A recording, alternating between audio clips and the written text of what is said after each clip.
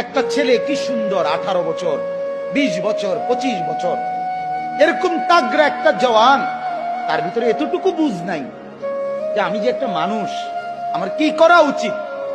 এই বুঝটুকু যার নাই, সে কি পরিমাণ মূর্খ, কি পরিমাণ নাদান। আপনি ভাবেন, সকালবেলা ঘুম থেকে উঠে আরেকবার ঘুম যাওয়া পর্যন্ত একটা মোবাইল তার সঙ্গী, আর কতগুলো বন্ধু 4-5 জনের লগে আড্ডাবাজি, এরা তার সঙ্গী।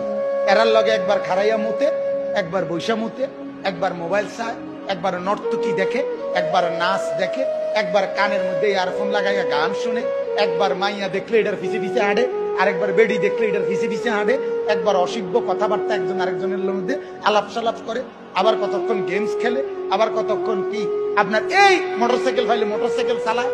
হ্যাঁ, শিক্ষার হই হুল্লোর। আপনি বলেন, এটা কি কোনো জীবন? বেটা তুই বল, বেটা বাপ তুমি বলো না, তোমার বিবেক তোমাকে কি বলে? এটা কি একটা মানুষের জীবন হইতে পারে? বিনোদন বুঝি মানুষের 24 ঘন্টার, মানুষের জীবনের 24 ঘন্টা বুঝি ফুর্তিতে কাটে। হ্যাঁ, বিনোদন বুঝি একটা মানুষের সারাক্ষণের কাম।